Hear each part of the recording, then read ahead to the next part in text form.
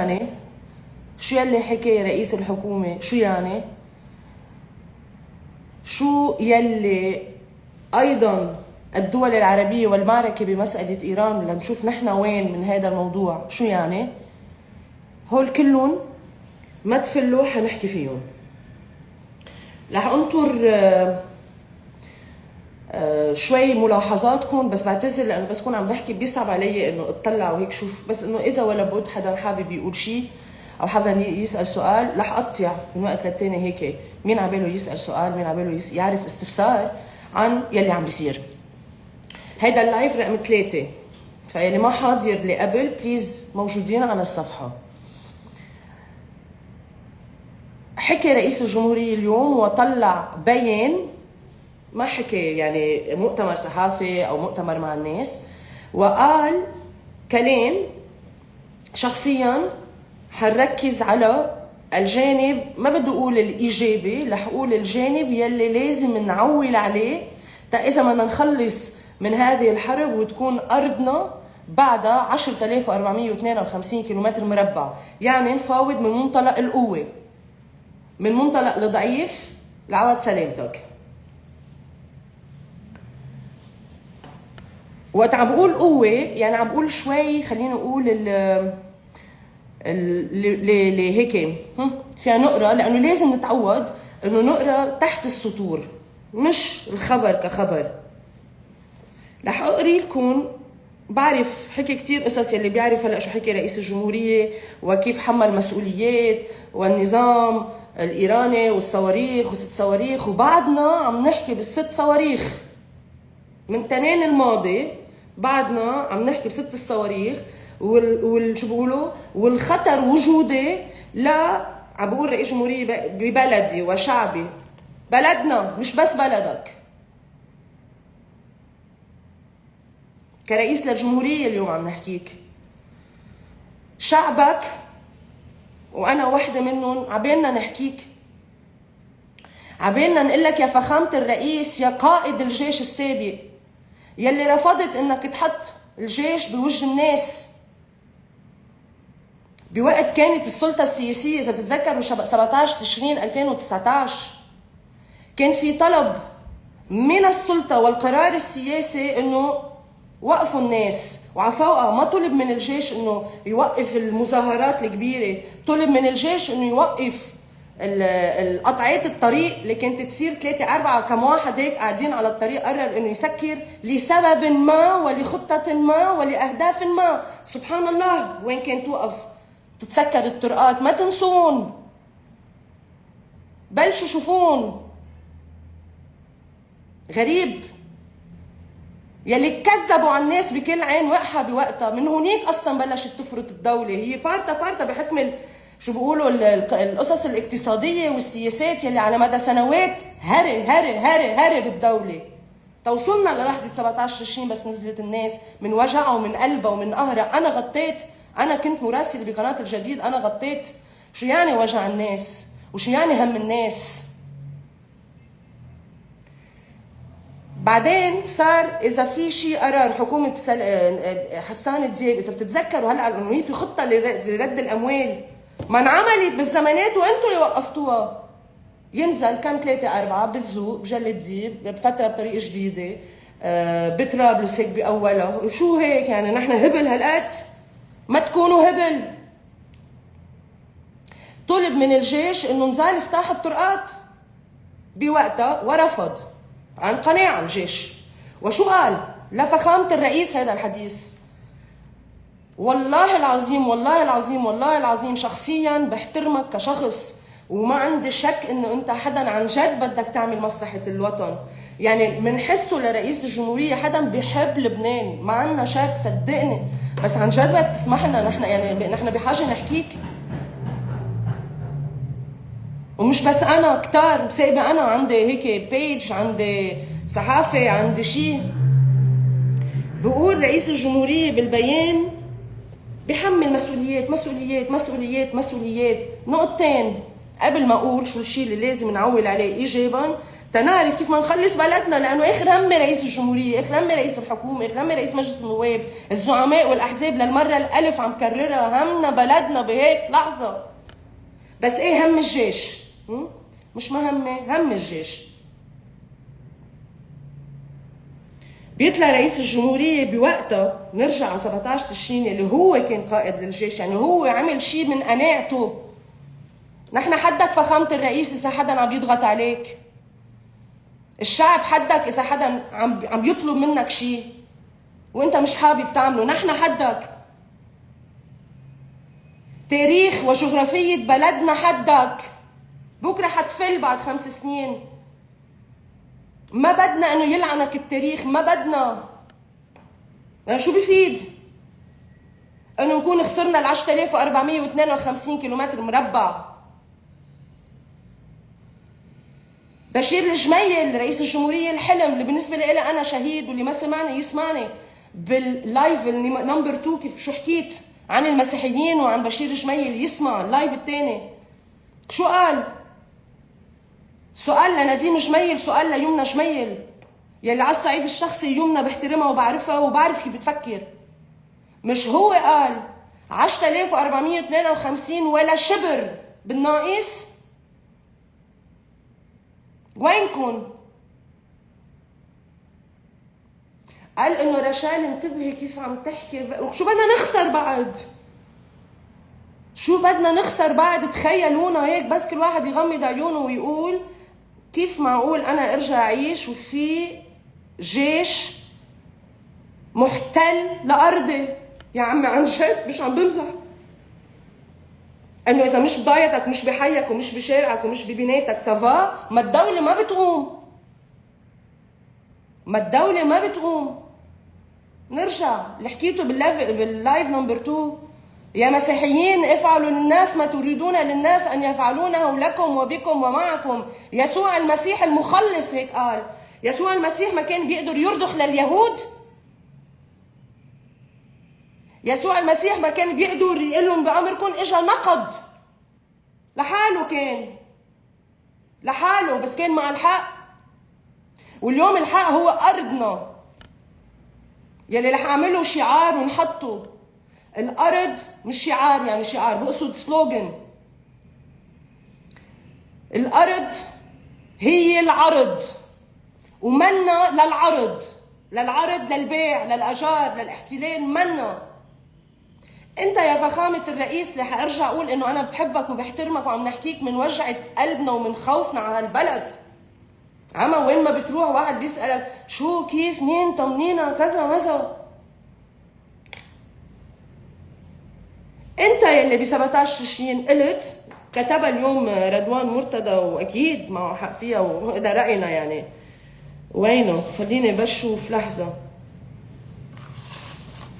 السلم الاهلي وانه هو ما بحط الجيش بوجه الناس، لانه هيدا اي شيء ممكن يهدد. اذا انا نزلت الجيش بوقت 17 تشرين هيدا معناتها انه انا شو عم بحط الجيش بوجه الناس، وهذا قد يؤدي الى احتكاكات وتهديد للسلم الاهلي. شو يعني السلم الاهلي؟ هدول الشعارات اللي خبرونا اياهم، بيعونا اياهم، شخصيا لا، بس انه سلم اهلي يعني تمام نقبر ببعضنا ويصير الدم بالركب وللركب. انت يلي قلت انا ما بدي احط هيدا الشيء بوجه الناس. اليوم السلم الاهلي والفتنه الداخليه يلي عم تنشغل يمين شمال، هاي مش سلم اهلي؟ هاي مش سلم اهلي؟ ليكو نحن وين تركيزنا وليكو العدو وين تركيزه؟ يا عمي ليكو العدو وين تركيزه؟ يعني ياخدوا الطبقة السياسية عموما ما بيسمعوا انه وزير الامن الاسرائيلي اعلن، تاكدت من معلومه بعتها لاحد الصحفيين بحيفا من تلفزيون العربي، سالته قلت له صحيحه؟ قال لي صحيحه. شو قال؟ قال لهم خططنا لحرب استباقيه والحزب سبقنا، الجماعه جايين. كم مره بدنا تنقال تنوقف هيدا الدجل صراحه. اللي عم يقتل بلدنا ورح يقتل بلدنا اذا ما وعينا كلنا سوا. هو عم بيقول يعني نحن جايين بس وليك سبقونا. ومنو هالفتحه اللي مش فاهمين بعد شو هو المشروع كله سوا هيك، يعني وقع قلبهم شو بنعمل يلا هيك تنفوت. لا طلعوا 6 صواريخ.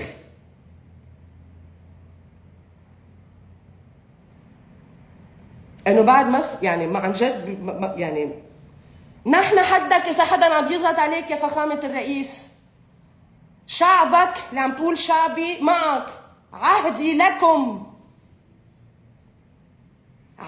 لكم وعهدنا لك اذا رح نكون مع ال 10452 كيلومتر مربع ولا شبر بالناقص، واذا كنا محافظين على السلم الاهلي بما معناه السلم الاهلي. نحن عهدنا الك. اذا كان الله معكم فمن ما تخاف. اذا كان شعبك بغالبيته، لانه رح يضل في اصوات لا هدول جزء منا عن عدم درايه بالمشروع كله سوا، عن عدم ثقافه لربما، عن عدم جهل، لانه قرفتوا الناس السياسه وقرفتوا الناس انه يتابعوا وقرفتوا الناس انه يعرفوا شو يلي عم بيصير. تحكي اليوم مع شباب لبنان ما حدا دريان شيء من شيء. هيديك مره كنت قاعده مع 25 سنه و22 سنه.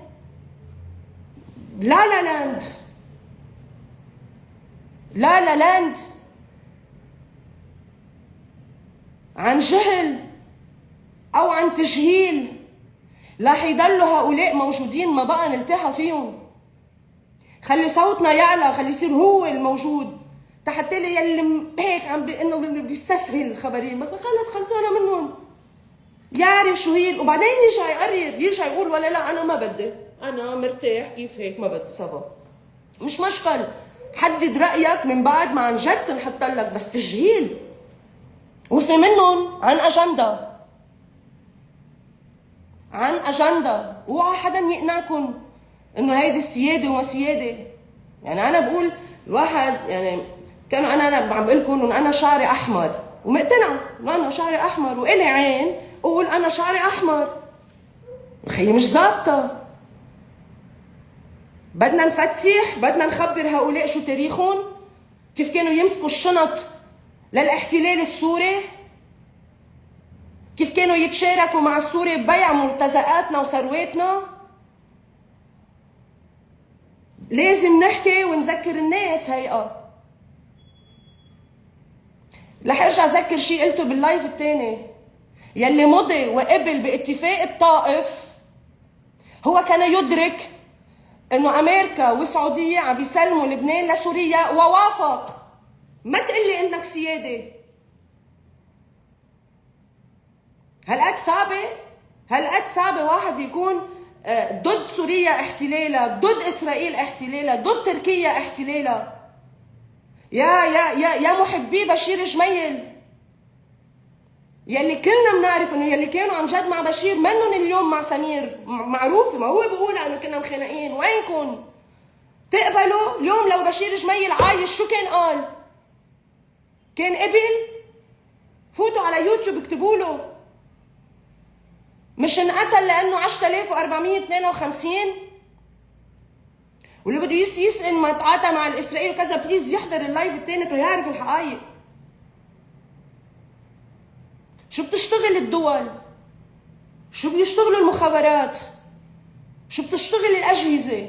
حقهم. برافو على امريكا، برافو على امريكا، برافو على فرنسا، برافو على ايران، برافو على سوريا.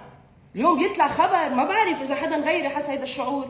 سورة رئيس جمهوريتنا قائد الجيش السابق يلي ذبح جنود الجيش بالجنود البقاع، انا غطيتهم.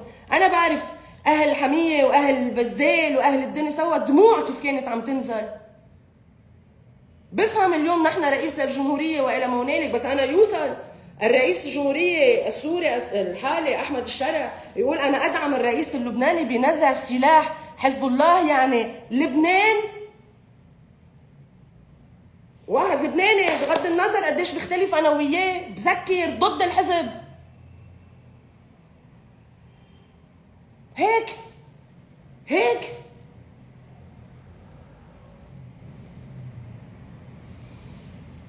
بدنا نعلي صوتنا يا جماعه.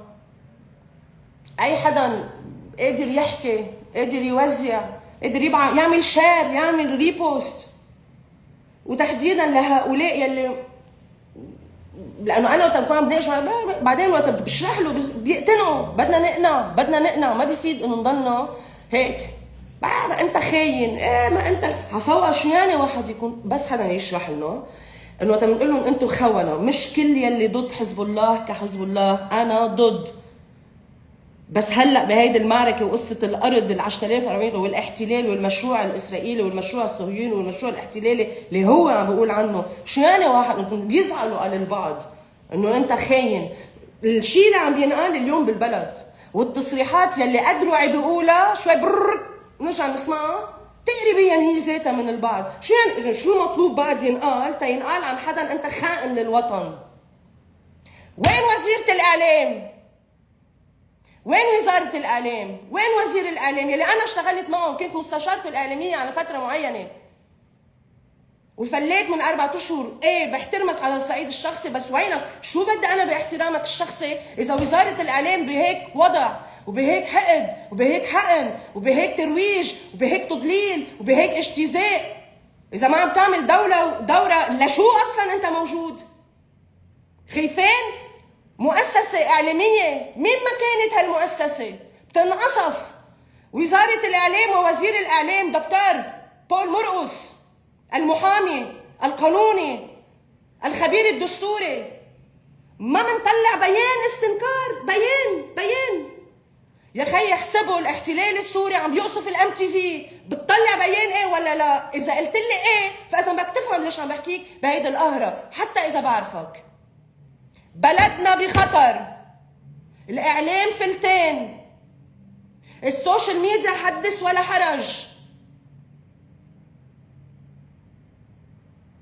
شو هي؟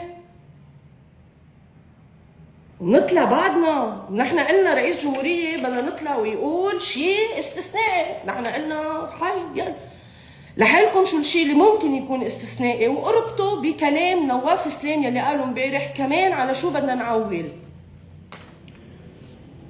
بيطلع رئيس الجمهورية بالهيدا وبيقول اخر شيء يلي هو اللي بدنا نركز عليه. لذلك ندعو الآن، لا مش لا تندهي، ما في حدا يا جماعة. وقت حدا بيبعت لي انه ما هن خلص غسيل دماغ ومسكر راسهم بدنا نحكي، ما هلا هذا شو قرب واخر دخلك انه بدنا نشرح لهم، بدنا نقول لهم، بدنا نضغط. بذكركم اني صحفية صح؟ وبذكركم بعدد من التصريحات اخرها سجيه عطيه النائب يلي عم تسالوا المذيعه شو اسمه الصحفيه الاعلاميه، بتقول له شيء انه انتم اخذتوا هيك قرار بس انتم كنتوا على اساس تحتملوا قرار ثاني. بقوم بقول لها بقوم بقول لها تتعرفوا شو قوتنا، تتعرفوا شو سلاحنا. واللي انظمه عم تتغير من ورا السوشيال ميديا عتلانين هم. ليه معناتها الهم؟ بيطلع بقول لها بتعرفي انه ما استرجينا نرجع نقول هيك لانه عارفين بدها تقوم القيامه علينا. قبل ما ارجع على شو قال رئيس الجمهورية طالما فتحت هيدي السيرة، بتتذكروا بس غادة عون القاضية ما بيعني لي انتمائها عونية، شو سرطان يعني؟ وحتى السرطان له علاج، شو المشكلة؟ إذا كانت قضيتها حق ليش أنا بدي أوقف ضدها إذا كانت عونية؟ أو إذا كانت قواتجية، أو إذا كانت تيار مستقبل، أو إذا كانت اشتراكية، أو إذا كانت مع الحزب أو حركة أو مين ما كان، إذا قضية حق ليه لا؟ من شو منخاف؟ يعايرونا؟ شفنا إذا طالما عم نسكت رح يعايرونا ورح يصيروا هن مفكرين حالهم هن البلد، وصاروا مفكرين حالهم هن المضبوط، أنتوا لا، لن نقبل. عرفوا في عالم ما رح تقبل. بدكم تقتلونا كلنا يعني، بدكم تحطونا بالحبوسه، شو الموضوع؟ بتطلع غادة عون القاضية اللي تشوهت صورتها بالاعلام، تبقوا انتبهوا لهم وقت بتشوفوا انه في اعلام هيك مركز على حدا وعم بيشيطن حدا، اسالوا ليش، مين عم بيمول، شو في بزنس، اسالوه، انت تعرفوا تحددوا انتم شو بدكم تكونوا ضد، ممكن. بتطلع القاضية غادة عون كرمال اموال المودعين قالت له للزميل ادم شمس الدين، قالت له يا خي هدول مش بس مصريات، هدول انا بركي ما عنديش مصاري بالبنك. عم بتقاتل تتشوف بركة في شبكة كذا مذا، ما رح فوت بالتفاصيل. أول نهار اننشرت على السوشيال ميديا وتحديدا على التلفزيونات، نشروها بمقدمات الأخبار. ناس حضنت، نزلت، وقفت قدام مكتب مكتف على السوشيال ميديا. صار عدة أشخاص يكتبوا من عدة توجهات، صار في حالة بالشارع، صار في حالة بالرأي العام، صار في حالة بالسوشيال ميديا. يلي قادر يرجع لتاريخ المقدمات تاني نهار، إنه الجرف الشعبي، إنها لأنه التلفزيونات، ما أنا بشتغل كنت بالتلفزيونات، كتير ممكن تتأثر بالرأي العام الشعبي، بالناس في غضب. سو هون دورنا نرفع الصوت. شو عنا نخسره؟ كل شيء عم نقوله 10452 كيلومتر مربع، لا هي ولا هي. تذكير سريع، ليه ما حضر اللايف الثاني؟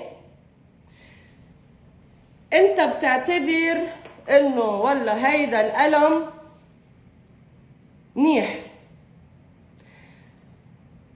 جوزيف بيعتبر انه هيدا الألم مش منيح، هي بيعتبر انه السلاح هو الخلاص وهو القوة وهو تمام. هداك بيعتبر البلوة البلد كله سوا وكل مشاكله والمي مقطوعة عنا بالبيت من ورا هيدا السلاح. تمام، فينا هلا اوكي، انت هيدا رأيك وهيدا رأيك. الخصم، العدو، المحتل، المغتصب بده اياه لهيدا الألم. ما بيعني لي انت اذا موافق واذا ملاقيه منيح مش منيح، لا فرقاع وبلا طعمه وما بيأثر، ما بيقرب صراحه، وبيأخر بالمعادلات السياسيه والعسكريه والميدانيه والتفاوضيه يلي عم بتصير، اللي بيأثر تحريضك. العدو بده هيدا السلاح، هو بده اياه، بشوفه ما بده اياه. طب انا هل يعقل كدوله لبنانيه، كحدا بده يلاقي حل، كحدا بده يبني بلد، كحدا بده يبني استقرار، وكحدا بده يبني ازدهار، وكحدا بقوم انا هيدا بكبه هيك زدته على الطيد قشطوه. هلا قشطوه. ايه شو بتروح على المفاوضات انت؟ شو معك؟ القمح يعني تبع لبنان؟ النفط؟ الزكاة؟ شو ولا شو؟ الدبلوماسية ووزارة الخارجية النشطة من بلد لبلد عم نشوفهم وبنشوف. تعا خيي خد هيدا السلاح، حطوا على طاولة المفاوضات، حطوا على الطاولة للسلاح، قل له السلاح مقابل الخروج من الأرض. قالوها بس ما حدا بده يسمع. قالوها. اليوم عم بحكي مع احدى الصديقات عم قلت لها يا عم ياخذوا السلاح بس في تحرير الارض، في ترسيم الحدود، في مش هيك سمايه رايحه وجايه، في وقف عدوان يعني، بس خده انا بدي استلمك اياه وانت بعدك قاعد عندي ليه؟ غير خدمه للمشروع الصهيوني والاحتلالي والاستعماري، اقروا عنه. اسرائيل الكبرى. هلا حطيت عندي ستوري من اهم، انا بحبه كثير، قال له هذا المخطط ان حبيت وما حبيت بدك تغمض عيونك استفل. انا ما رح اغمض عيوني وغيري ما رح يغمض عيونه. حطوا على الطاوله مش تقشطوا ونحقون. لشو انا بدي سلاح اذا ما بقاش في احتلال؟ صراحه من الاخر يعني. خلصت منظمه فتح الفلسطينيه بال 93 باتفاقيه اوسلو، مضيت السلام انه خلص اتفقنا نحن والاسرائيلي، وطلع ياسر عرفات يلي هو يعني من رموز ال شو اسمه المقاومه الفلسطينيه راح طلع هو عند بيل كلينتون وتصوروا صور هو والاسرائيلي وخلص حبوا غرام وصفقنا بين هون وانتم خلص ضفه غربيه لإلكم وعفوا خلص يا شو بيقولوا يا شر ما دخلك دار، يا دار ما دخلك شر. خردقون مخردقين تخردوا. رجعوا هلا عم بيعملوا قوانين ناخدها كلها بضفه. روحوا عند هلا اتفاق اوسلو. هوليك مش بلد، هوليك ضمن بلد. نحن وقت منرسم وقت مننهي وبيخرج المحتل، ايه ما بيقدر ساعتها العدو الاسرائيلي ساعة لبده او كيف ما بده او وقت ما بده، يعني مثل ما هلا بمصر وبالاردن الارض مقابل السلام. سلام مش يعني حب وغرام، يعني انت بديرتك وانا خليني ابني دولة، هيدا الفرق. اذا الارض رح تضلها محتلة يا جماعة يلي اليوم مضيعينكم ومضللينكم واخدين الدنيا وكلها سوا، اذا الارض ضلت محتلة ما نتعب، ولا هلا عم نقول عنا فرصة فتح سلمت خلص على اساس، بس بعد في ارض محتله انخلق شيء اسمه حماس من اول وجديد، يلا عني قايفه. رح يروح شيء اسمه حزب الله، ورح يجي شيء اسمه ورقه الله. شو عم نعمل؟ خبروا اصحابكم، اشرحوا لاصحابكم، خلينا نضغط، خلينا نضغط. بيطلع رئيس الجمهورية ببيانه يلي تأولوا روحوا على آخره، خلص وليكي برجع بقول نحن حدك فخامة الرئيس لحدا عم بيضغط أو عم بيأثر أو عم بيتمنى بركي، نحن حدك، بس رح روح أنا على الجانب يلي ما ننظر فيه لبعدين، لأنه هلأ مطلوب بس نصمد نتوحد. كل حدا بتعرفوه عم بيقول كلمة مش حلوة عن الجيش من قهره، ولا قولوا له انتبه اوعى كم وقف، عم تخدم العدو بهالطريقة. اليوم قيادة الجيش وقائد الجيش وهيدا المؤسسة يلي برافو عليه الرئيس بري وبرافو عليه النائب جورج عطلة لابس البدلة اليوم تيقول نحن مع الجيش. رئيس بري بيقول ممنوع المس بالجيش من الجندي إلى القائد رودولف هيكل. بدنا عرفتوا يعني هوليك حيضلوا عم يحكوا، نحن خلينا نضلنا مركزين على محل، نعلي الصوت، نوضح، نفسر، نشرح، نبعت، شير، ريبوست، انتوا اكتبوا، انتوا اعملوا، انتوا كذا، انتوا ماذا. الجيش يضل متماسك، ما يروح على قصة انه بده يفوت من مواجهة مع الناس. عرفتوا شو قصدي؟ فوت يلا تنقبر ببعضنا، ومنشوف كل التطورات بالخارج اللي عم بتصير مع ايران، حاجيها شوي اخر شيء حتى نشوف شو الاوراق رح تضلها معنا. عفوا انا وقت حكيت عن قصه رئيس احمد الشرع انا بالانترفيو موجوده كمان على هيدا بصريح العباره، انت بتضلك محلك ببلدك، ما لك دخل تتدخل فينا، وطالما هيدا الشيء طلع انه هو انه بشجع الرئيس اللبناني عال، يعني اذا مش الحكومه رسميا طلبت منك انك تفوت تساعد انت ممنوع تفوت، واذا فتت هو اعتداء، هيك يفسر الخبر. اذا بدك تحترمنا وتحترم بلدنا، ولازم تحترمنا وتحترم بلدنا، بدك تنطر. اذا رئيس الجمهوريه ولا الحكومه بعتت لك انه يرجع، بعتت لك خط رسمي، خبر علني مش من تحت باتصال، نحن حقنا كشعب. من الاخر كل الرؤساء قد ايه اعماركم؟ شو عمركم؟ 70 وطلوع؟ انتم بعد مستقبلكم شو هو؟ 5 سنين تسبق موتة؟ 10 سنين؟ سنة؟ سنتين؟ 3؟ نحن المستقبل، نحن اللي بعد عنا 40 سنة نعيشها و30 سنة نعيشها و50 سنة نعيشها بهالبلد. حقنا. اي بلد عم بتورطونا؟ انتوا الجيل الجديد، ما ساعدونا. تاخد هيك قرارات واخدين واحد عمره 70 سنة و75 سنة وكذا واخبار و90 و89 وكذا، هن بده يحددون مستقبلنا، مستقبل خريطتنا على 50 سنة، ونحن لازم شو نقبل. كيف؟ أنا ما بقبل، أنا ما بقبل، مش معقول. رح نرجع على شو قال رئيس الجمهورية. لذلك ندعو الآن عبر لقائكم الكريم هذا، يعني كان ملتقى بناس وهذا الحديث عنه فيديو أو كل العالم، ندعو الآن عبر لقائكم الكريم هذا كل العالم لمساعدتنا من أجل دعم وتنفيذ مبادرة جديدة قوامها التالي. خلينا نشوف شو المبادرة يلي اليوم رئيس الجمهورية عم يطرحها من بعد كل شيء حكيه بالبيان والحق على الصواريخ وتوريط ونزع و خلينا نشوف على شو ممكن نبني. واحد، لأنه هو عفوقة، لا ما فيش بقى عفوقة، إذا عفوقة بنفتح. واحد بقول إرساء هدنة، اسمعوني منيح، إرساء هدنة كاملة مع وقف لكل الاعتداءات الإسرائيلية البرية والجوية والبحرية على لبنان. هاي أول خطوة. يعني رئيس الجمهورية عم بقول كخطوة كمبادرة إرساء هدنة كاملة. خلص وقفوا، وقف العدوان، وقف الهدنة، وقف الحرب. 2 بيجوا مع بعضهم، 1 2، مش يعني الألف هاي الباء. المسارعة إلى تقديم الدعم اللوجستي الضروري للقوى المسلحة اللبنانية. رح كمل بعدين رح أعلق عليهم.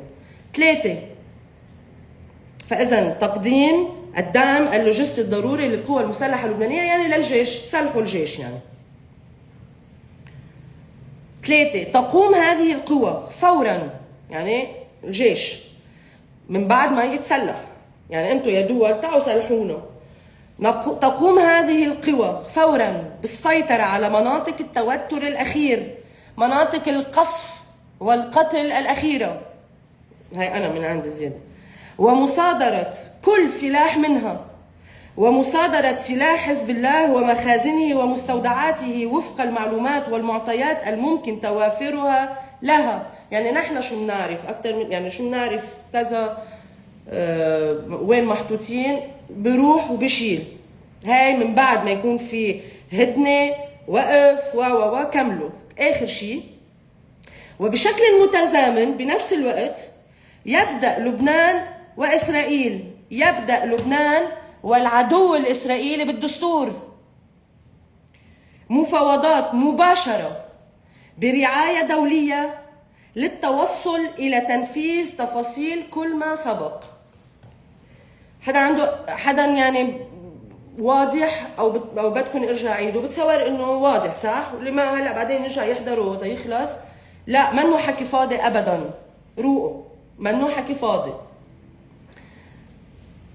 نرجع على الكتال الاعلامي بهذا الموضوع. في احيان بتقطع جمله، بتقطع كلمه، بتقطع فاصله. مش انه شغلتي، عندي شركه استراتيجيات اعلاميه وبشتغل مع شو عرفني شو اسمه شركات، رجال اعمال، سياسيين، اللي بدكم اياه، وبنشتغل على الخطاب. في لا بل مش هالكلمه، استعمل هالكلمه. خلينا نعرف نفصل هذا الخطاب.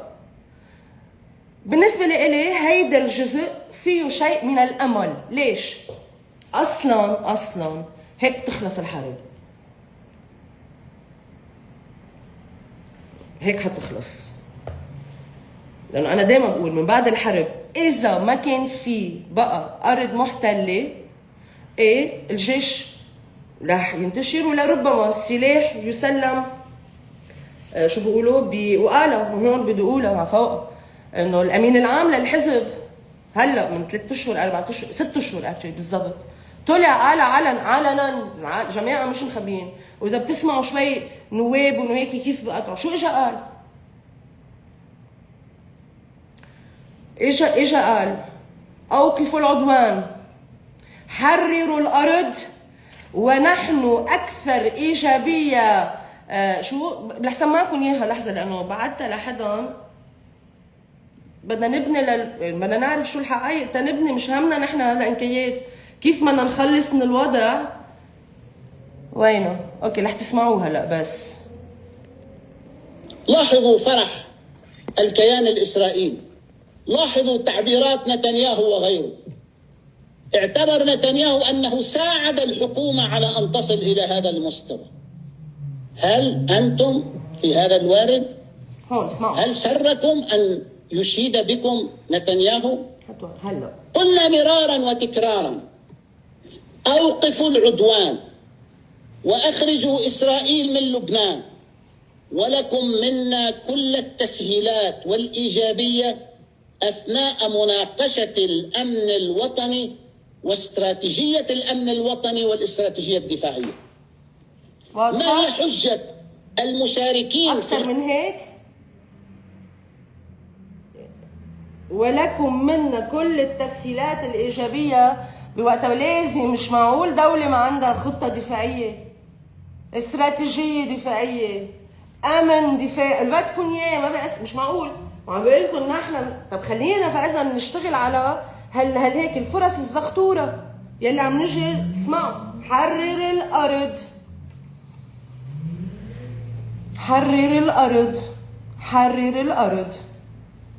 وقت رئيس الجمهورية بمحل بالبيان بيقول شيء انه الاتهامات للحكومة انه ما عملت شيء المزعومة انه هي بقواها الهيدا بقواها العسكرية، انه هدول انه هذا انه مش مزبوط هذا الحديث. ما هو شيء المبادرة تبولته عم نحكي عن تقوية الجيش. فاذا رئيس الجمهورية هيدا الشيء عم بيقول هيدا الخطة، بس هيدا لن تحصل. يعني إلنا 15 شهر كانوا، ليش ما تسلح الجيش مثل العالم والناس؟ ليه؟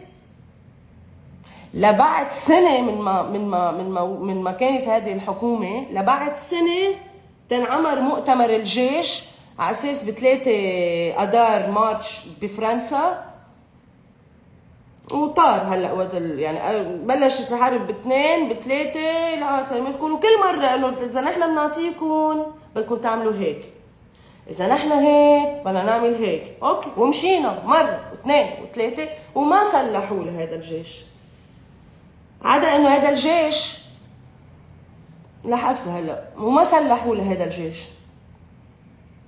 هلا انه بدنا رئيس جمهورية عم بيقول اوقفوا الحرب، فلترسل هذه القوى العالمية. ما هن بدهم سلاح فوق هلا، بس برافو عليك رئيس جمهورية. اعتقد يعني لانه برجع بقول حدا ما راح نصدق شخصيا انه لا، عنا توقعات ايجابية بهذا الشخص، بقائد الجيش السابق، رئيس القوات المسلحة، رئيس الجمهورية.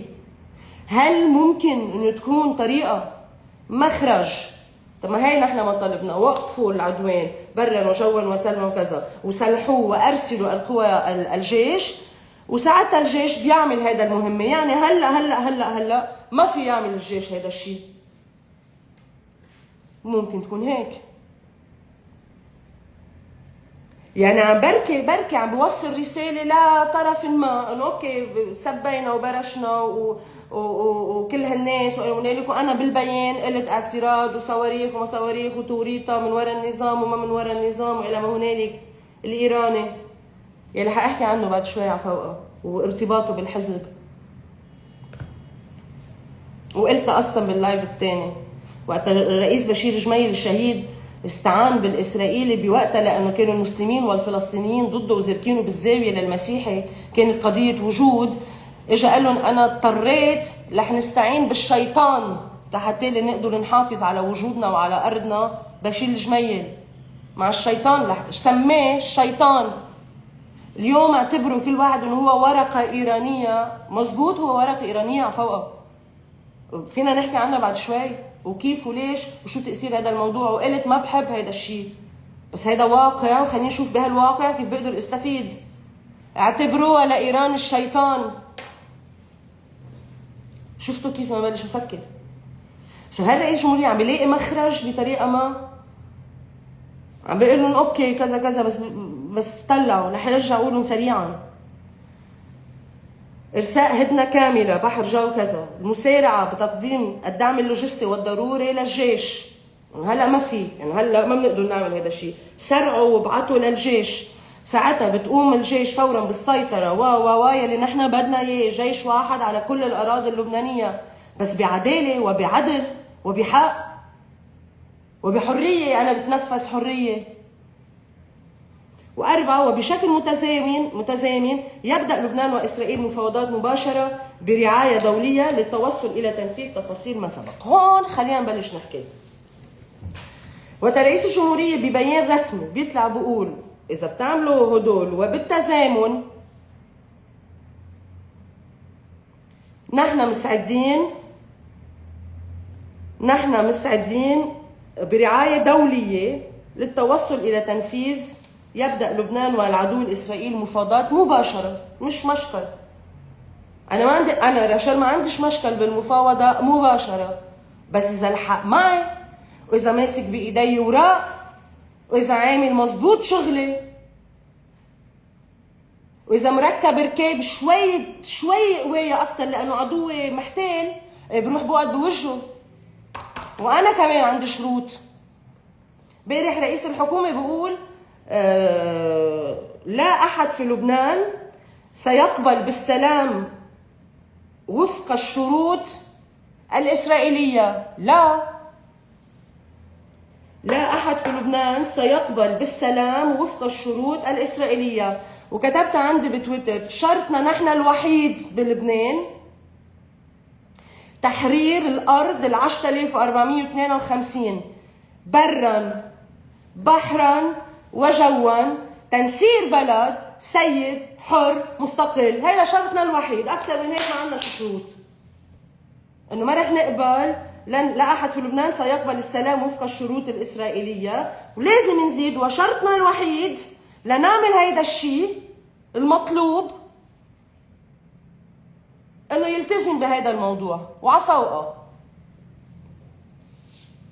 لبنان ما رح يوقع سلام مع إسرائيل هلا. يعني لحقت حالي اقولها هلا قبل ما يقطشوها. بتعرفوا بيصيروا ينكشوا لكم قلب لك قوموا يا جماعه، قوموا، الوطن بخطر. عيب عيب بعد المقالات وبعد القصص هلا ما في سلام. هلا بيراح على شيء اسمه اتفاقيه الهدنه سنه 49 هدوء. سلام ما رح ينعمل قبل ما السعوديه تعمل سلام مع العدو الاسرائيلي. تذكروا اللي عم نحكيه وافهموا اللي عم نحكيه. منو بلبنان يلي بده يسترجي يعمل سلام مع العدو الاسرائيلي؟ والسعوديه بعد ما عملت وقالت للسعوديه انه انا ما رح اعمل سلام، يعني تطبيع مع هذا العدو قبل ما يتم انشاء دوله فلسطينيه للفلسطينيين. مين بده يعمل هذا الشيء بلبنان؟ بيسترجوا؟ شو؟ ما رح يقدروا يعملوها. فاذا لا بقاش تقولوا للناس سلام ونحن وكذا وبدنا نروح ولا. والانكى قال انه هن بدهم يروحوا يصلوا بكنيسه المهدي، بكنيسه القيامه، ببيت لحم، بجبل الزيتون. بذكر دارسه لاهوت يعني دين مسيحي، ما حدا بعدين يرقع يعني. شو هال وانا عفوا بدي كمان توضح.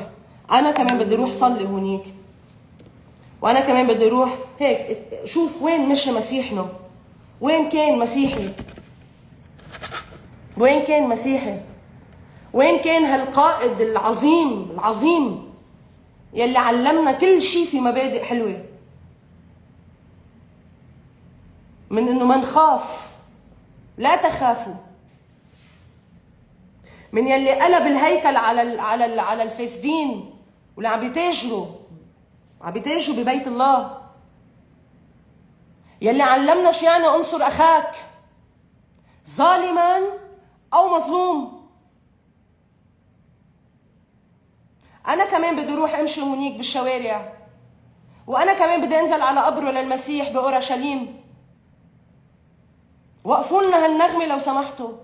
يعني كانوا انا كافره ما فهمت. انا كمان بدي، بس من هلا عم بقول لك هيك انت قد ما تشرعب ما رح تقدر تروح، لانه السلام ما رح ينعمل غير ما يكون في السعوديه موافقه. السعوديه توافق بدها تقوم دوله فلسطينيه، وتتقوم دوله فلسطينيه مش مفترض هذا المغتصب هذا العدو يلي انت نص انه يكون قوي، لانه اذا كان قوي رح يحرق دينه للفلسطينيين ولفلسطين. ما إلك مصلحة أنت إنك تقويه. إذا ما طلع من أرضي ما في أصلاً أنا أقدر أعمل معه سلام. شو يعني ما نعمل سلام نحن وطريقنا 10 كيلومتر؟ ما أنت إلك مصلحة إنك تجي تساعد بلدك بهيك لحظة وتضعفوا لهيدا العدو. إذا بدك تروح تصلي هونيك، لأنه عم نرجع نشرح ليه. او بيطلع هيداك بخبرنا انه لازم على رئيس الجمهوريه يروح قال يلتقى بنتنياهو، انه كهو شو هي؟ عم تضحكوا على الناس، عم تستهبلوا الناس. بليز يا ناس بليز بس اسمعوا يا خي. اذا اربطوا وقولوا معها حق هالبنت، معها حق هالشي ولا لا كيف ما ونص، اذا حتى اذا نص نص شككوا، يعني قولوا انتم، اعملوا انتم يور اون ريسيرش، اعملوا انتم شو بيقولوا متابعاتكم اليوميه، قروا شوفوا احضروا، عرفتوا؟ بس ما بقى يخبروكم السلام. شو السلام؟ سالوني مره بانترفيو انه هل انت مع السلام مع اسرائيل؟ قلت له انا اذا ارضي محرره، هاي بشي سنه ونص بركة اكثر، مع شرب الانطون على اليوتيوب موجوده، ما بعرف حطيتها عندي على الشانل، بس انه بيسالني انه هل انت مع السلام مع اسرائيل؟ بتعرفوا هو على اساس هذا يعني سؤال فخ، فانتم هون لازم شو انه لا ما مع بتقدر اقول لك انا اذا مع السلام ولا لا. قلت له اذا ارضي محرره، واذا ارضي مرسمه، واذا نفطي وغازه عم بقدر استخرجهم بالتي هي احسن بالنفط والغاز، كمان ما نعرف حجمنا هلا دولتنا اللي من بنت بالطريقه المضبوطه وين وصلت، انه عد ادنى بس نحن اوكي محرره. مياه ملكي رح يقبروا بعضهم بين اثيوبيا وبين مصر على سد النهضه، لانه الخطر المقبل هو على المياه. لا نحن بالمكيات بدنا نوقف السدود. كيف؟ في يكون فيها قصص فساد وفي ما يكون فيها قصص فساد، بس اذا فيها فساد روحوا حاكموا، روحوا قاتلوا، روحوا على المحاكم. وزاره الطاقه لها سنه مع القوات اللبنانيه، ليه ما انفتح ملف بهذا الموضوع؟ يروحوا فيه على القضاء وخليه يندك جبران بيصير بالحبس اذا هو فاسد، وخليها تندك ندى البستاني اذا هي فاسده. بس اذا منهم فاسدين شو بينفع ساعتها؟ الناس مش عم تشرب، الزلمه عم بينام، بس مكيات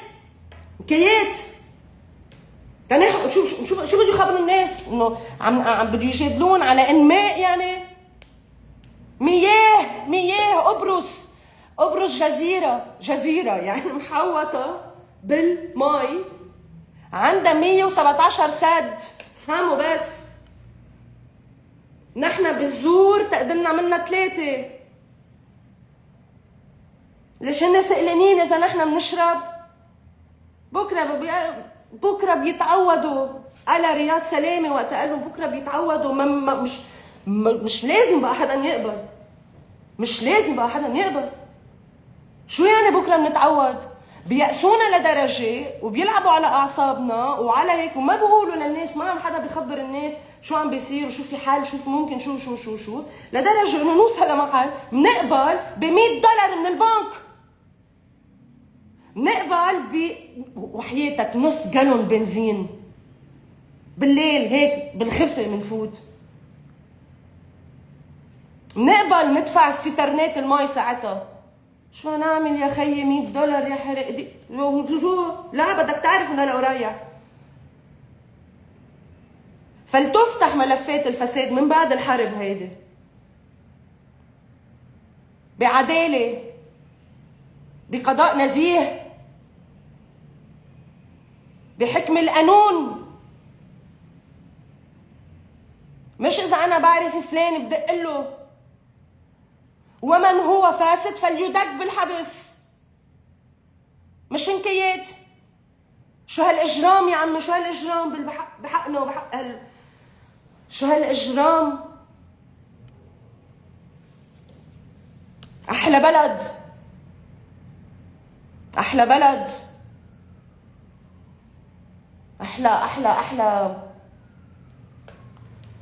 احلى كل شيء صراحه. عملونا او البعض عم بفكر يعملنا ممسحه. لا، في ناس ما بدها تكون ممسحه، في ناس بدها، في احلى منه واحد يبني بلده، يفكر شوف ممكن اعمل شيء لبلدي، كيف فيني اطور ببلدي، كيف فيني احسن ببلدي، كيف فيني اشتغل، شو بدي اعمل بروجي، وين في استثمار، وين رايحه الدنيا، وفي احلى منه. يأسون لبعض الناس، في ناس ما يأست. فاذا هيدا السلام وما سلام. وقت سالني قلت له اذا هيدا الشرط وهيدا الشرط وهيدا الشرط، والمي تبعولنا الليطانه، نهر الليطانه غريب، قلت له ساعتها بيصير موضوع للنقاش قصه السلام. قلت له بس قبل ما انا ناقش بدي اسال، بالحد الادنى بدي اسال 35% من شعبي انت بتقبل؟ هل انتو من بعد ما خلصت هالقصص كلها سوا وترسمت وصار و فينا نوقف على خاطرهم؟ يعني مثل واحد فات وقتلك امك بنص دين بيتك. تخيلوا معي هذا المشهد، فات قتلك امك بنص دين مشكل جارك، تمام، قال لك عدوك جارك، وشوي عادي بيجي واحد بيقول لك بتعرف شو، خلص انه نحن البنايه قررنا بدنا نعمل سلام معه. شو؟ وين دم امي؟ وين دم الشهداء؟ وين ارض الزيتون والليمون والتيتون والشو ما بدك، شو حر انا شو بدي ازرع انا بجنوب ولا بالبقاع؟ امنوا لهم شيء بدل ما يزرعوا الحشيشه، امنوا لهم تتوصموا العالم وصمه عار بتصير. ما هن ليش؟ اهل العزه كلنا سوا، اهل الشمال ما هن اهل الشمال اهل طرابلس قصه اللي بيعرفوا المزبوط. منعونا انه نحكي مع بعضنا، منعونا انه نقرب نفهم مع بعضنا. لهيك لحظه بالذات، بلحظه مصيريه ووجوديه لبلدنا كله سوا تيكون في خناقه بين بعضنا. لهيك لحظه بالذات انا قلتها باللايفات اللي قبل ورح ارجع اكررها، نحن هلا باللحظه يلي رح تحدد 50 و100 سنه لقدام جغرافيه بلدنا والمنطقه ومن سوف يسيطر. الزمن الاسرائيلي او لا، في شيء رح يجي يوقف. نحن بهاللحظه ليكوا كيف قصمينا تهيئ تهيئ تهيئ. وحكيت قبل عن اغتيالات ويلا تشبيق يمين شمال، ما رح احكي عن اغتيالات تبول 14 اذار، احسن الله يرحمهم الله يرحمهم. بس يحكى انه في بعضهم ما قتلوا بما انتم باتهامات، ممكن تكون صح ممكن تكون لا. يعني النظام السوري السابق اوعى حدا يفكر انه كان ملائكه يعني او كان طاهر ما بيعملها، بلا في يكون هو عملها، بس في ما يكون هو عملها لاسباب نقبر ببعضنا، تفرق تسد قاعده العدو، ممكن وممكن هيدا. بس في بعض الشهداء اهاليهم بيعرفوا انه مش النظام السوري اللي قتلهم لاسباب شخصيه، وهن بيعرفوا. ما هون المشكله، هن بيعرفوا، بيقولوها بصالوناتهم، بيقولوها حتى بمقابلاتهم. باحدى المقابلات بينسال وليد عبود بيساله لسامي جميل وبيقول له هل في شيء عن اغتيال الشهيد بيير جميل، هل شو بيقولوا هالزعيم المسيحي اللي كان عن جد بيتوكل واحد عليه وبينحط الثقه ببيير جميل، كان عن جد، كان حدا لبناني كمان. سالوا شو جاوبوا؟ بس يخلص اللايف طلعوا على الستوري لحطها، لو بتعرفوا بلاها، بقول له لا، قال له لاسباب سياسيه، قال له لا بركي انه يكون امور شخصيه. صارحوا الناس بلحظه تاريخيه. فاذا بين كلام رئيس الجمهوريه يلي عم نشرحه وعم نقول انه قد يكون كما لو انه عم نهدي نحن بلبنان انه ايه وقفوا الحرب، بيسلحوا الجيش، بيروح الجيش ساعتها بيعملوا بالتزامن بنعمل نحن بنقعد يعني مع الاسرائيلي وتنحدي، لانه حنقعد معه تنرسم عندنا 13 نقطه بالجنوب، بعد في خلاف على 5 اوريدي، الجزء 8 معمول، في 5 بعد، او العكس صحيح، 5 منيح 8 لا، واحده منهم بعد حتى نخلص هذا الترسيم. بس بدنا نصمد، بدنا نقوي حالنا كلبنان، ك 10452. يعني انا بس عم بطلب من الناس، لو الجنوب كان سني، لو الجنوب كان فيه ذات اكثريه درزيه، لو الجنوب كان فيه ذات اكثريه مسيحيه، وهناك احتلال كان على هذا الجنوب المسيحي مثلا، عم بعطي مثال المسيحي لانه اوعى تنغشوا انه المسيحيين ضد. المسيحي الحقيقي هو مع ارضه، المسيحي الحقيقي بيرفض اي احتلال، حتى اذا عنده اعتراضات على الحزب وعلى ديانته وعقيدته وارتباطه مع ايران، بس ما بيقبل لا يشتم ولا يكذب ولا يفسد ولا يحقد. هيدا المسيح الحقيقي، وكتار موجودين بلبنان هيك، كتار صدقوني كتار، بس بدهم مين يحكيهم، بدهم هن شوي يعلوا راسهم. كرامة الوطن أهم بكتير. اعتبروه يا خيي لهيدا الاحتلال هلا اللي عنده مشروع وتوسيع وعم بخبر وسوريا الكبرى وأمريكا عم بتساعد ودني ودناين وانت كمسيحي هونيك شو بتعمل؟ شو كان عمل بشير جميل؟ كان سلم السلاح. مش بشير جميل يلي قال للناس وقت ما في دولة، وقت ليس هناك من جيش يحمينا سنحمل السلاح وحملنا السلاح، مش هيك بقول؟ وين هلا مين الدولة اللي تحمينا يعني كانت كل هالفترة؟ قلت من قبل، ولك استكتروا علينا يعطونا معلومة عن أسير ما قدرنا نجيب. معلومة، مش أسير وتلة، معلومة.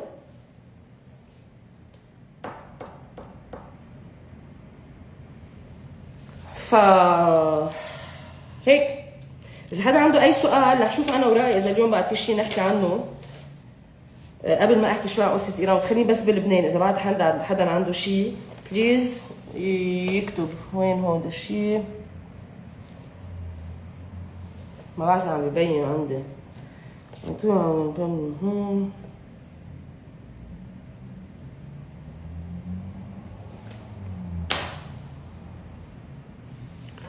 اوكي، شو السؤال؟ في choisir en connaissance de cause exactement. خلينا نعتبر شو الضمان انه بعد تسليم سلاح اسرائيل ما ترجع تدخل وتحتل. علي اذا انسحب اسرائيل ككل ومش خلينا بقعه جغرافيه على مزارع شبعة قبل خلص على الاخر، وانت رسمت الحدود بصير في اتفاقيات بين الدولتين. يعني كيف وقت مصر والاردن اتفاق السلام سنه 77 من بعد ما كان في حرب 73 وربحتها مصر وصمدت مصر، تراحوا بعد 4 سنين تعملوا السلام، ترسم ساعتها بصير في اتفاقيات ما بيقدر ساعتها يجي.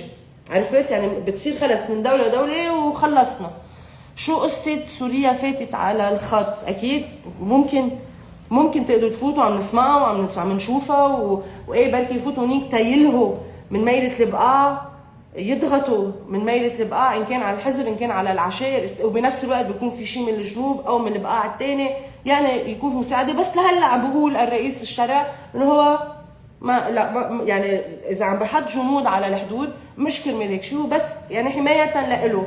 بس رجعت قلت وذكرت انتبهوا، ما فيش طابور خامس، طابور واحد. العدو الاسرائيلي ما بدها شيء تيخليه يعطيه حجه يفوت، متفقه او غير متفقه، بيصفق بس هيك رصاصه على محل لبنان وتطلع خبريه بالاعلام، ربك عليم اذا صح ولا لا، وهو باب بفوت. لحديت هلا بقول ما بده يفوت. اسكو لو شيف دو لارمي سورا رامبلاسي؟ هل قائد الجيش سوف يتم استبداله؟ نحن رياض سلامة قالوا وقتها في المعركة ما فينا نغير الجنود القائد. إذا رياض سلامة قال هيك، اليوم رودولف هيكل بدكم تدقوا فيه ليه؟ لأنه عنده ركاب؟ كلنا لازم نكون حد قائد الجيش صراحة، كلنا لازم نكون حد الجيش، ندعمه، نقول له شعبك معك، أنت شعبك معك. لهؤلاء يلي محمسين بلا وخلص وبدنا وكذا وخليه يفوت، تعالوا نخبركم شو يعني، تعالوا نخبركم شو يعني، ومن بعدها قرروا اذا انتم بدكم ايه ولا لا انه الجيش يفوت بمواجهه. يعني بده يروح وين في هلا، عم يطلبوا منه وين في هلا مخازن سلاح كذا، روح وقفهم اسحبهم. تخيلوا في أزم اقتتال منفوت بكذا مزا كذا مزا راحت، وعم بيخلوا الناس يضغطوا عليه. مش هيك هون دورنا كناس نحط بوستات بركي نكتب عنه، يعني لازم يكون شيء بالاعلام بالسوشيال ميديا بال يا ريت فيكم تنقلوها هذا الشيء كمان للناس اللي على التلفزيونات. دعم شو صاروا هلا عم بيقولوا؟ انه ممكن اقالة، انه بينشال بمجلس الوزراء. مجلس الوزراء تياخد هيك قرار على علمي بده غالبية. وزراء الحزب ووزراء حركة أمل حكما ضد. نتأمل وزراء رئيس الجمهورية، ليكوا هون شو بدي اقول بس تهني يفهموا. رئيس الجمهورية المسيحي بده يكون قائد الجيش المسيحي، ما بتصور الوزراء رح يعملوا هيك شيء، ولا رئاسة الجمهورية ولا رئيس الجمهورية. بتصور بحسب ما فهمنا انه رئيس الجمهورية حاطط خط لا ما تقربوا على هذا الموضوع، وهوليك نزلين صفق صفق صفق صفق صفق صفق. لو انت مين تحكي هيك عن الجيش؟ وصلنا لمحل جيشنا هيك اللي بينحكى عنه؟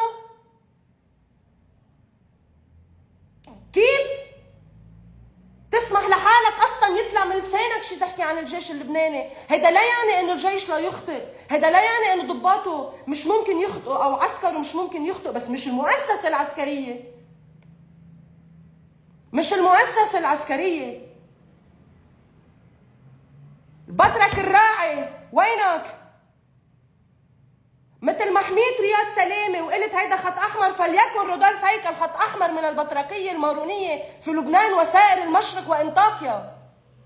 هيك بنحمي لبنان. الخطر وجودي، الخطر على الأرض، الخطر من الاحتلال، الخطر حتى على وجودنا كمسيحيين. فهموا؟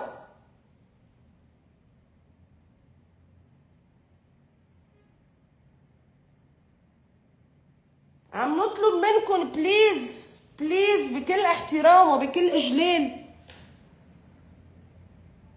مثل ما نحط فيتو على رياض سلامة ومن هو رياض سلامة وما هي ارتكابات رياض سلامة، ونحط خط احمر، ينحط خط احمر على رودولف هيكل قائد جيش هو وضباطه كلهم سوا يلي معه.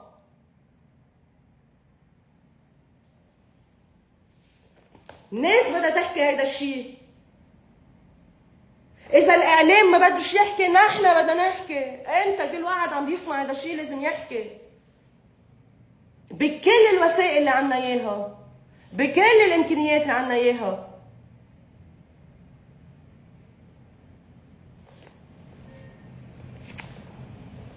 شو بعد في شي سؤال؟ ما بتصور يعني إنه بيروح لهيك، مع إنه الضغط عم بيكون بهذا الاتجاه.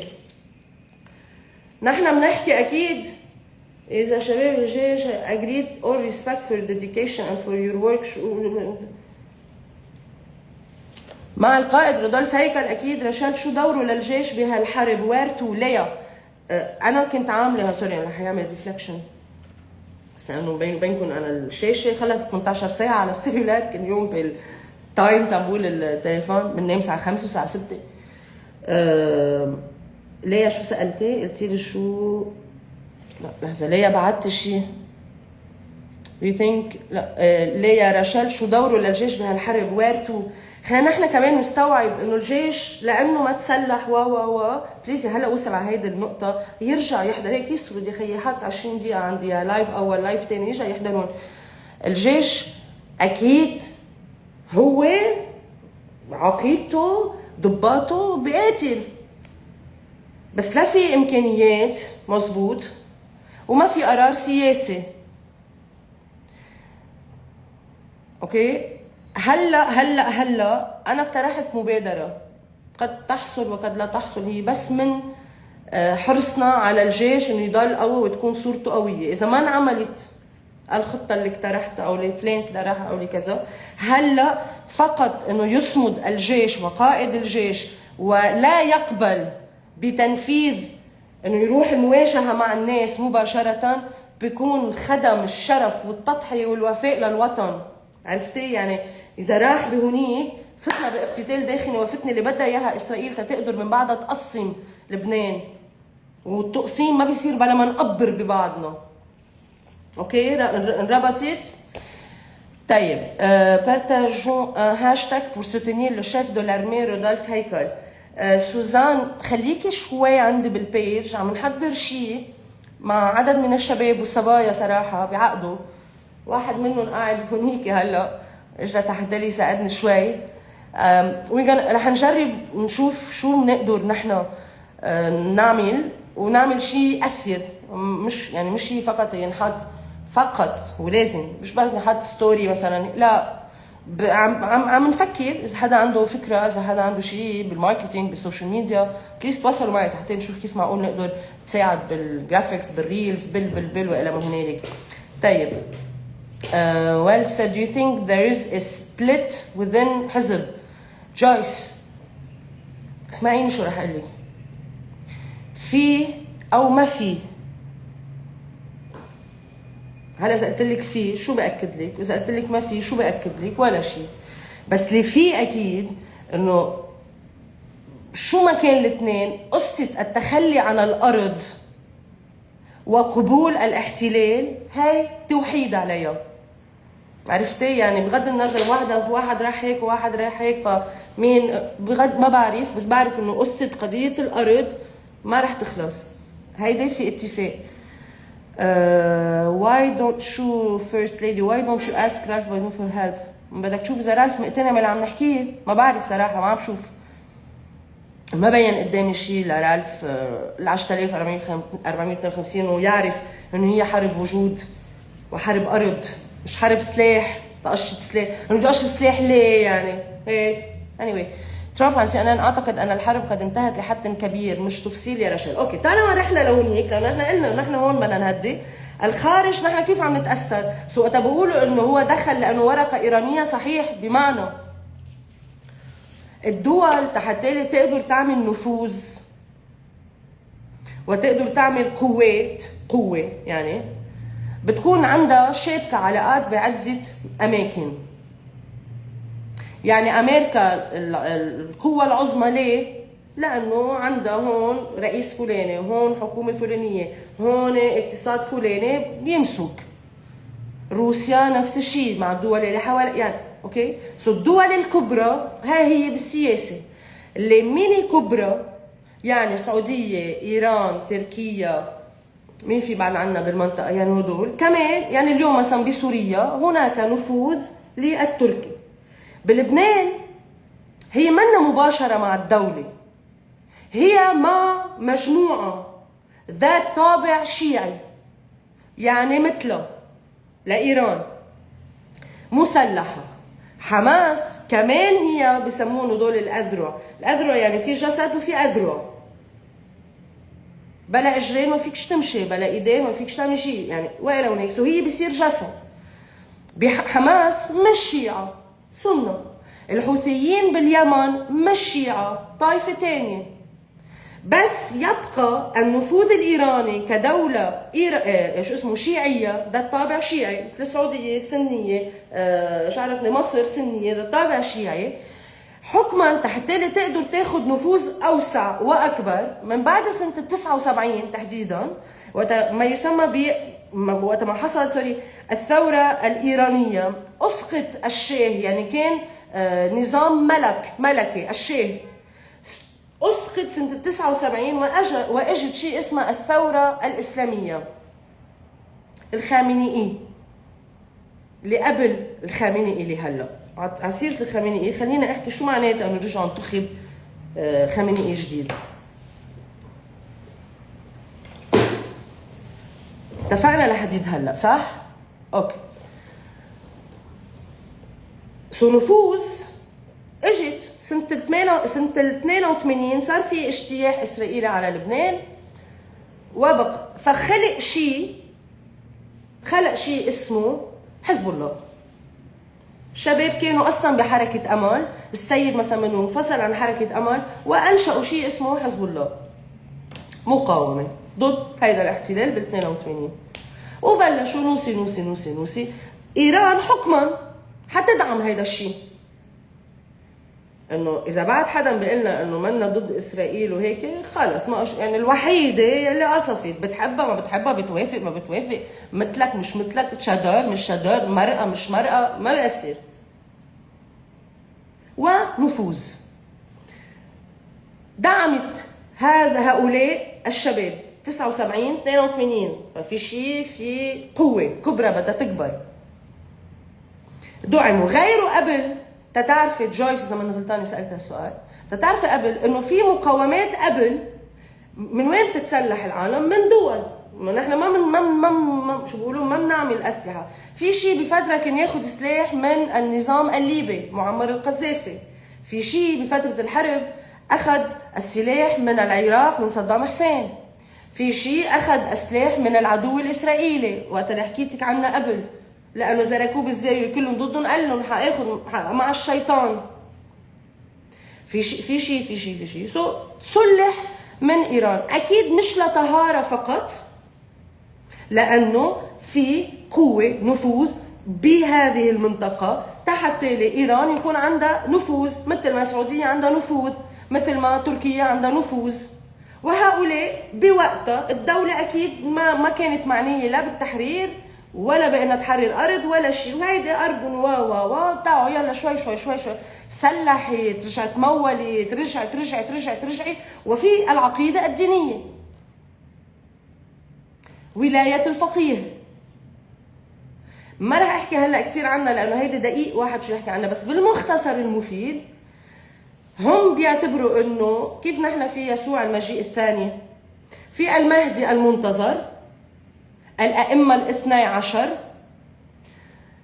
الإمام علي، الإمام الحسين آخر واحد غيب، فهن بانتظار يجي المهدي. صارت الثورة الإيرانية سنة 79، في شيء صار اسمه ولاية الفقيه اللي هي موجودة من سنوات طويلة أو عقود وراحت، رجعت اجت. إنه هذا هو الشخص. إذا عم بقول شيء مش مزبوط حدا بليز يشرح لي اذا حدا عم بغلط بشيء معين، يعني لن ادعي الفهم الكبير، بس انه قاري صراحه كتب عن هذا الموضوع وتقريبيا دربتهم، سلحتهم و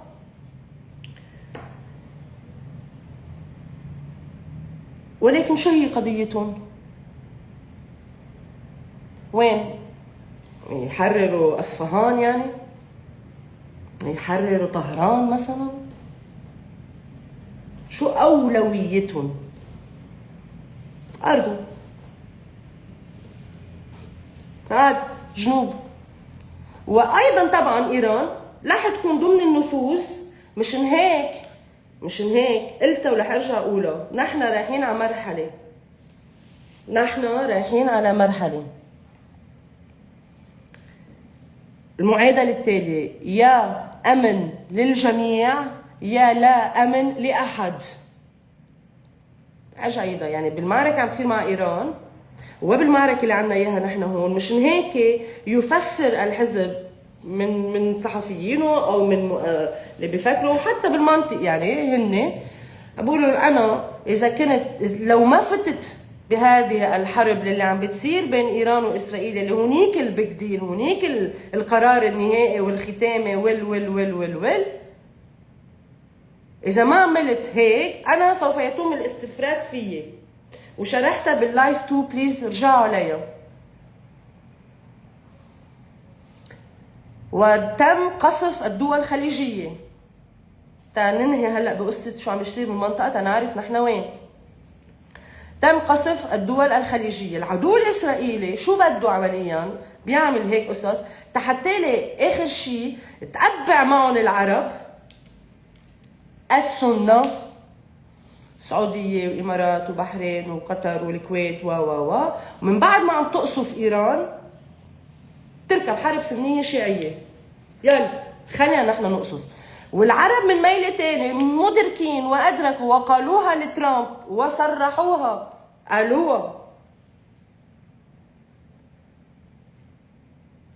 هن ضد تفتيت الدول وتقسيم الدول، ضد المشروع الإسرائيلي. يعني السعودية ما بدها انه تتفتت،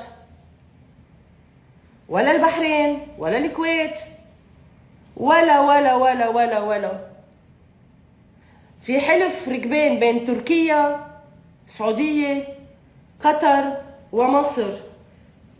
تركيا اكيد ما لها مصلحة انها تتقسم، لانه اذا سقطت ايران وقدر العدو الاسرائيلي والامريكان انه يعملوا فتنه داخليه وتقسمت ايران، في هونيك الاكراد باللايف 2 كمان حكيت بشرح اكثر بهيدي النقطه، واذا قرروا الاكراد تبع ايران ياخذوا استقلالهم وينفصلوا عن الدوله المركزيه، الاكراد تبع تركيا كمان رح يصير بدهم يعملوا نفس الشيء بتركيا. يعني بدها تتقسم تركيا، وهذا الشيء ما بدها اياه.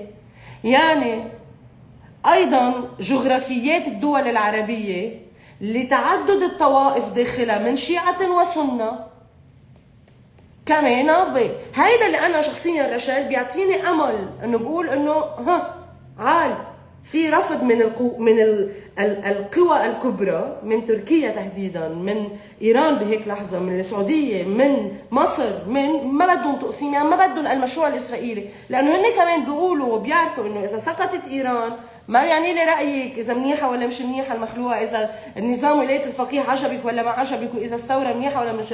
هن بيعرفوا انه اذا سقط ملك الساحه حيكون نتنياهو، فهن ما بدهم. فشو بيطلع امبارح القطري بيقول؟ نحن لن نقاتل جيراننا، يعني ايران. قطر عم بيقول لهم انا ما رح فوت بهاللعبه، لن اقاتل. نحن بنقبر ببعضنا، بتركب وهو على قلب مثل العسل. مين هو اللي بعد بده يقاوم العدو الاسرائيلي اذا ما نحط له حد؟ وانا بفهم انه في البعض بيأمل، في بعض اخر بيحب، في بعض اخر بيسعى، في بعض اخر بيتمنى ازالتها. مزبوط، ما يعني بتأمل مزبوط، بس هل هيدا هو هلا في شيء فينا اعمله بهذا الموضوع؟ وحتى اذا في شيء بقدر اعمله بهالموضوع لحالي كبلد ما بقدر. انك تورد بلد لازاله هيدا الشيء من بعد ما نحن نكون حررنا وسيجنا بلدنا وهيك، لا. وضحت؟ اذا العالم العربي كله سوا وتركيا دخلت، اوكي، بس غير هيك لا، ما بدناش بقى يعني شلات، بدي انا احرر ارضي، بنرجع على الارض. الروسي والصيني كانوا ساكتين، قالوا لك هي هيك نشوف هل رح تهر ايران اول شيء، اول نهار، ثاني نهار، ثالث نهار، يعني مش هيك عم بفكر، بس انا هلا عم بشرح. يعني صمدت لحديد هلا 9 اذار 2026. بكره ما بعرف، بس مثل ما هذا الهاشتاج حطوا الايام والاسابيع سوف تشرح. اليوم الروسي والصيني دخلوا شوي على الخط. كيف دخل الروسي والصيني على الخط؟ بكتير بساطه، بهيك بلشوا يقولوا الاخبار. تتذكروا انه قتلوا المرشد الاعلى خامنئي، قتلوا السيد نصر الله، انتخب امين عام من بعد الحزب، قتل السيد هاشم صفي الدين، مزبوط؟ قتل المرشد الاعلى، هن بده يسقطوا للنظام، قتل المرشد الاعلى. شو بيطلع بيقول ترامب؟ بيقول انه هو انه اختيار، بينتخب المرشد الثاني مجلس وبيقعدوا بيشوفوا في شروط وضمن الشروط كانت يقولوا انه ما بيقدر ان ياتي يعني الخليفه يكون ابنه، في شيء هيك مثل قوانين معينه، ابنه شو اسمه مجتبى لا يلي تم اغتياله. بيطلع ترامب بيقول انه مجتبى هاي مش 3 4 ايام شو بيقولوا خيار غير مقبول، لا. وبقول ترامب انه نحن بدنا يكون لنا شو بيقولوا دور بتسميه المرشد الجديد لايران. بيطلع الايرانيه، نسيت هلا مين منهم، بيقول له انت مش قادر تعين ماير رئيس بلديه بنيويورك على ممداني، بدك تيجي تقرر عنها ليك لعزه النفس، ما بيعني لي منو صراحه، بدك تقرر عنها. فشو بهم بيعملوا امبارح؟ ينتخب مجتبى، يعني ابنه يلي هو قال غير مقبول، بينتخبوه وبيرجعوا الايرانيين. تطلع هون روسيا وتطلع هون الصين بتقول خط احمر، لن نقبل ولن نتساهل ولن ما بعرف شو، ما معناه انه ممنوع قتله. كان فيها ما تقول هيك الصين، كان فيها ما تقول هيك روسيا، والا نحن بنفوت. شفتوا هذا الشيء اللي عم نحكيه؟ هيدا بدنا نراقبه كيف رح يتطور بالايام وبالاسابيع المقبله. في شيء حدث غريب عجيب بيفرط الايراني، هن عم بيقولوا بمقابله مع وزير خارجيه عرقجي، عم بيقول انه عم بتقول له هي انه ولكن الوقاحه هديك بتقول له انه هل يو ويل سرندر، يعني هل رح تستسلم for the sake of ending the war، يعني for the sake، يعني بشرف انه شو بيقولوا for the sake يعني باي معنى؟ شو بقول؟ for the يعني عرفتوا انه هل انت رح تلتزموا وتسلموا بكل شروط واستسلام for the sake انه توقف الحرب، يعني انه خلى توقف الحرب، فانتوا ايه بقوم بقول لن نستسلم، وقالنا اياها من قبل بالحرب 12 يوم، وهن اللي طلبوا وقف اطلاق النار بال 12 يوم. عم بقولها وزير خارجيه، ده مش مسحب بيقول هيك على الهوا، انه الاسرائيلي طلب وقف اطلاق نار تبع 12 يوم وقال له ما رح نستسلم. مين بيستسلم؟ مين ما رح يرجع يستسلم؟ مين بينتصر؟ مين ما بينتصر؟ ايادير بيرجع بيركب؟ كيف بيقدروا يرجعوا مع بعضهم؟ وشو الاتفاق اللي بيرجع بينعمل و بدنا نشوفه. هيدا كله بيأثر علي انا. اذا سقطت ايران هي اللي برجع ما بيعني لي مع ضد، بحب ما بحب كذا، ما ياخذ هم صراحه. فيني يكون ضد، يعني فيني يكون معه، فيني يكون ما بيقرب وبأخر. انا ساعتها انتهيت، بمعنى العدو الاسرائيلي سدح ومدح. شفتوا وين الخطوره؟ مش معناتها ايران قديسه، مش معناتها ايران هي يا لطيف وهي الطاهره وهي لا ما ضروري. حر، بدك تفكر هيك حر، ما بدك تفكر هيك كمان حر، بس انا شو تاثيره على بلدي، على وطني. جاد هلا جيت لازم تجي قبل، بس جاي احضرها بعدين. اذا سقطت نحن متاثر اكيد حكما، وعم نشرح كيف. اذا تراجعوا اسرائيل وامريكا ايران بتكفي الحرب. اذا تراجعوا اسرائيل ايران بتكفي الحرب او لا؟ اذا تراجعوا ليش؟ يعني اذا اللي عم يقصفها تراجع، لا اكيد ما رح تكمل هي شو تقصف، لا صح. what if war ما لحقته. there is a way that Lebanon will make peace with Israel and America. ظافر بتمنى منك هلا بس يخلص هيدا اللايف بعد شوي، بعد 5 دقائق ترجع تحضر، لانه حكيت كتير مطول عن هيدي النقطة. ايران قالت بس توقف الحرب عندهم، نحن حتما لازم توقف عنا. ايران حزب، هل رح تقبل اذا هي صمدت انه هون يلي قاتلوا يلي استشهدوا والقادة و الى ما هنالك، وهذا العدو رح تقبل انه يكون محتلين، او رح تقبل انه كذا بشك يعني؟ بس بنرجع ما بنعرف، ما ننطر. واذا انتهت اذا السلاح بيخلص الحرب. مين الذكي شو اسمه؟ رنا جمال. اذا الحزب الله سلم سلاحي بيخلص الحرب، بدي اطلب منك، ما بعرف اذا انت اصلا شخص موجود ولا حدا من الموساد ولا حدا من شي مخابرات، بس اذا هيدا شيء وهيدي وجهة نظر موجودة بالبلد، أنا بس عندي طلب منك بليز، إذا بتحبي بلدك بس جاي احضري هيدا اللايف، وفي كم لايف قبله، بس هيدا احضري بشرح على هيدا الفكرة مطولا. لبنان كان عم ينقصف أكيد قبل ما هيدا، قبل قصة الدخول مع إيران، بس إنه أنت ليش فتت بهيدا اللحظة وهن لأنه عطوك الباس وإلى ما هنالك. بالك رح يطلبوا الأمريكان يوقفوا الحرب عن قريب عجيل، ما بنعرف ما ببصر. ليش الشرع قال رح يفوت مع جوزيف عون كرمال؟ ما قال رح يفوت، قال انه هو بشجع هذا الموضوع. ايه وقفت ايران وعملوا يعني اوكي. الجبهة اللبنانية تم ربطها بجبهة ايران الى حد كبير، اكيد حكم اللي بيصير هنيك، واذا بتصمد، اذا الروس بكره فات، اذا الصين بكره فات، اذا هدوها، واذا ما خص يعني ما اسقطت، ايه اكيد تتاثر هون بلبنان انه بتقدر كذا. شو رايك بكلام رئيس الجمهوريه بالظروف علقه لسه او شيء بليز كمان؟ هيدا اول شيء حكيت عنه باللايف، هلا بس نعمل سيف جاي احضريها لانه فتنا بتفاصيل. حرب مصيريه، هل فعلا ايران خرجت عن السيطره كيف هرمز مثل ما قال ترامب؟ هلا الايام والساعات هي اللي بتبين، ما بنعرف.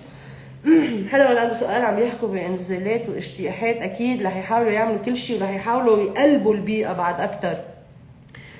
انه عليكم وكيف ومين وكذا، بيطلع واحد ما بعرف منو بقى انت وكذا وهيك، بده يحاولوا يعملوا هدول القصص العالم تصير خلص.